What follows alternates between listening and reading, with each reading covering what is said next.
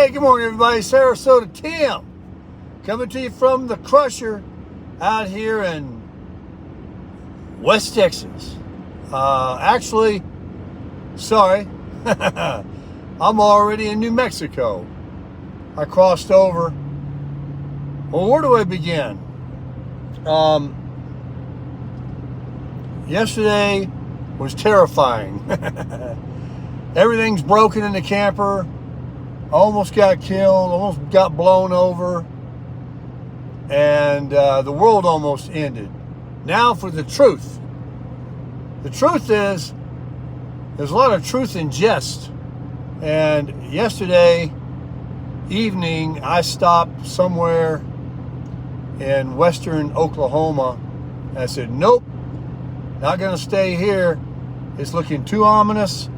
I got a few emails from you folks, and I looked on my phone, I looked outside, and I saw lightning, and I'm worried about the tornadoes, and they just had some, a couple of days earlier. So I said no. So I rode, I drove, and I couldn't hardly stay awake, and I got to a point where after you leave Oklahoma City, before you get to Amarillo, there's no internet, very few exits, very few gas, which I'm going to stop up here and get some. Very few of anything. And so I did stop, and everybody was fighting to get in there and shelter in place. The semi-trucks that normally park behind the truck stops, in their own area, they have a large parking lot where they get in there, slammed in next to each other. How those guys park those things a foot from each other, I don't know. Really good parkers.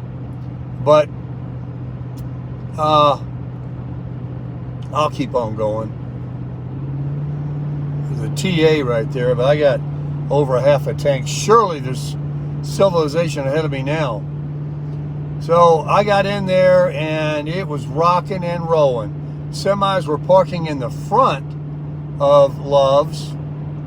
And at 2:30 this morning, the wind subsided for like an hour, and I came out again and get behind the wheel, pulled the slides in. I learned a trick. I put the slides only out far enough to walk through the living room into the bedroom, and I pushed the bedroom slide out only enough. Part of the bed goes underneath my closet, just so I can get up on there and I have the whole bed. Because when the slides are out, I have these awnings that go over the top of the slides that keep debris from going down in top, like leaves and stuff like that. Because I got the high quality motorhome or trailer. And they were flapping. It looked like it was going to just rip them off. I mean, wind is powerful. Once sustained wind, strong wind gets on you. All right, you've heard enough and seen enough of me. Let me turn you around and show you what we're looking at. Welcome to beautiful New Mexico. And we're getting closer to Tucumcari, which is what I had hoped to gotten to yesterday, but that was way too far. So we are out of the trees, we're out of everything, we're approaching the desert. It's 57 degrees outside. All that wind blew a front through, a strong front. And I'm on I-40, westbound, of course. I just pulled out of a rest area. Remember me talking about when you get sleepy, pull over and get yourself a cat nap, 20 or 30 minutes, 15 minutes, whatever. Well, I had to do that because of my driving schedule, all screwed up, 3 or 4 times where I could not keep my eyes open. And I didn't want to go back there and let the slides out. So I have a little, one of those little airplane neck pillows. And I just sat right here in the front seat and set my phone alarm, and I drive again. And 30 minutes later, I'm tired and ready to stop again. So I did that a few times. I'm trying to get away from that weather. when I woke up at the last Loves this morning, I had semis, like, I wasn't blocked in, but you had to know what you were doing to pull forward before you turn. They were beside me, behind me, and then I started driving again. The sun hadn't come up and I'm still sleepy. So I found this rest area and I saw at least 4 campers that had their slides out, their stairs out, and they were parked long ways in the rest area getting their rest. And I think one of them had a generator going, but he didn't have to worry about it, of course, because he was at a rest area. And those trucks, man, they all run a generator or their engines all night at the truck stops. So anyway, I went back there and did the old partial slide out thing. I let them out partially. And I got back in bed. It's 8:30 here, local time. I guess I'm still in Central Time Zone. I think Arizona's when it goes back another hour. So anyway, I opened up the door just a few minutes ago to get out here and make this video, and the wind was blowing so hard it almost took the door out of my hand. The barn door in the bedroom, now both of the little wheels that keep it on the track up there are gone and off. It's just sitting on the floor now. So I got pillows wedged behind it and in front of it, and I'll have to figure that out later. I found a screw, about 1.5 inch long screw, laying on the floor next to the fireplace. It doesn't have paint on the head. It's a raw silver screw. I don't know what that came out of. It's a machine screw. I looked around, but I just couldn't wait to get back in that bed. Because I lived in Florida, I do have a sheet, but I don't get underneath it. I just sleep underneath the comforter, the bedspread. I about froze to death, so I had to get up and turn the heater on, because the slide, I guess, is letting a lot of air in because the wind finds its way in on the edges. And that's it. So now here I am going down the road. I got a screw loose, a barn door sitting on the floor. All my clothes in the closet. I went to get a new shirt out this morning, so at least it looks like I got another shirt on. But I haven't showered. I will later. I couldn't open up the closet door. I couldn't figure out why, so I went to the other side and slid it open. All the clothes had come off the hanger, on the hangers, the hanger and everything came off the where it hangs on up in the closet. And they're all just laying down in there, so I couldn't even open the closet. This is the roads we drive on in America. Like right now, I've enjoyed actually several miles of smooth roads. You can see part of this road has been recently paved, but there are so many miles, and you only need a short distance to tear up your motorhome, your car, whatever, because it's like riding on railroad ties. I mean, it is horrible. I mean, I was worried about getting flat tires at the wrong time of day in the wrong spot. I was worried about everything. That's what makes it very nerve-wracking to travel in our country now on this interstate system. The 10, the 20, the 40, all of them. They're horrible. Just horrible. How they haven't kept up with them over all of these years with all these people driving and all of these trucks. My goodness, there's millions of trucks. So anyway, that's my story. I'm sticking to it. Now today will be a day of positivity. Today will be a day I draw in nothing but good. I will have positive affirmations. Whatever I think that I worry about or I'm concerned about or the devil's trying to put in my head, I will not speak. I will not invite it into my life. I may think it, but I will not speak it. And I will speak positivity. I was listening to some messages yesterday while driving and actually listening to my Bible app quite a bit this morning driving. And I learned some things that I needed to hear because it's very nerve-wracking yesterday. I was questioning myself about everything because who needs to deal with tornadoes and thunderstorms and sustained 40-mile-an-hour winds and $40,000 camper trailer being tore apart? And something was rattling around the truck too. I don't know what it was. I thought I broke a spring or something back there from going over those rough roads with all that tongue weight. I did not know. But everything sounds pretty good. And everything is good. I was actually going to make bacon and eggs on the stove back there, but I had turned the furnace on because I was freezing in the covers.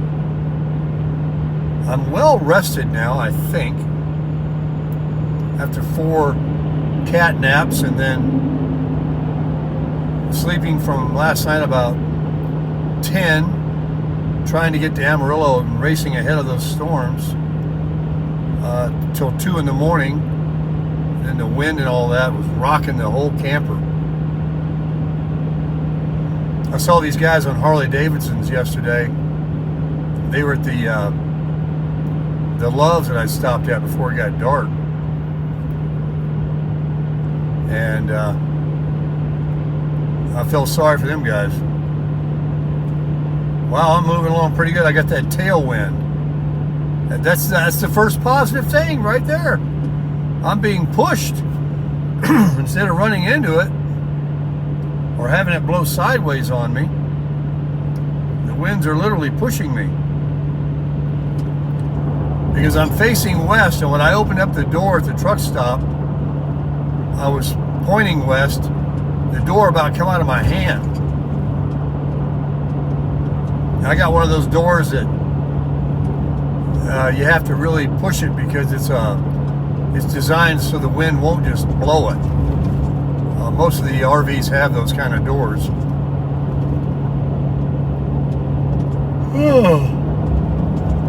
Finally, I got some rest.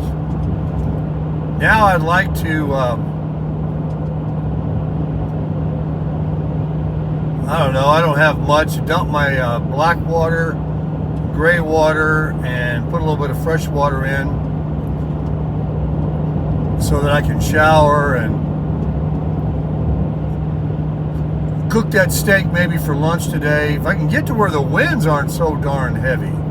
I know they're going to be blowing all the way through Albuquerque. That's my next destination, I suppose, if I can get there.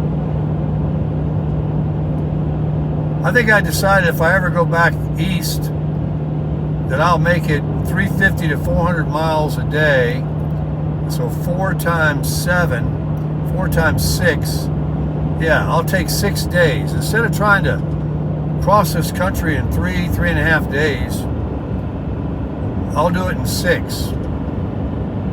And that way I'll have a lot of daylight at the end of the day to relax, make dinner, and there'll be plenty of parking spots available. Won't be coming in somewhere late, and then I'll get a good night's rest and then do it again the next day. It just won't be in any hurry. And I can hear you now say, well, that's what you should be doing now. Well, I may do that today. I'll just get to a certain time of the day. And now that I'm really good and rested, it's only 8:30. I'll just drive till like 4 o'clock. That way I have a few hours. Actually, last night it said it wasn't going to get sunset till 8 o'clock.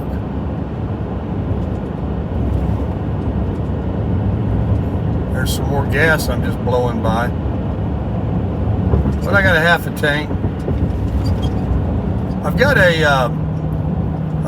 on my map, on my Tundra here, I can change the map to a map with the exit numbers that are ahead of me. It'll tell me how many miles and what exit number is upcoming. So that way you have an idea. It's like the next 3 exits. Or I can have the weather on one half, or I can have a compass, or I can have the whole screen be a map.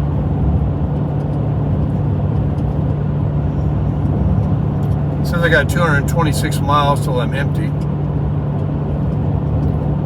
I guess I'm good. Well, I'm out here now. I've only ridden 75 miles, and I've driven 3 times. I've had 3 sessions. This is my 3rd session, and I've only come 75 miles. Albuquerque, 188 miles. I've come 1,600 miles, 1,582 from Jacksonville. The truck's got 54,282 miles on it. And I've driven 80 miles this morning, but I reset that after I drove, I think, about 20 or 30 miles. So I've come 100 miles since 2:30 this morning, when I wanted to leave that one area short of Amarillo. I missed the Cadillac Ranch that I was supposed to go to because I arrived in Amarillo at 4 in the morning. Got gas, trying to figure out what that creaking, knocking, banging sound was behind my seat. I think it was something in the bed of the truck. And I'm enjoying this tailwind. I'm enjoying this relatively smooth road too. And I'm enjoying that view. How about you? Huh? Today is the day of positivity. Today's the day of the first day of the rest of your life. Well, I was listening to the book of James this morning, and that one is packed full of powerful, easy to understand instructions about life. We'll talk about it in a devotional. I'll try to make one today sometime. But I'm enjoying myself. Yesterday was the first day in a while.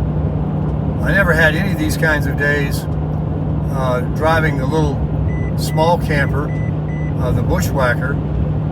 I even text Scott out in California in San Diego that has the 25 FKBS that towed his from San Diego to Boca Raton, Florida, to Fort Myers, Florida, and back in less than a month.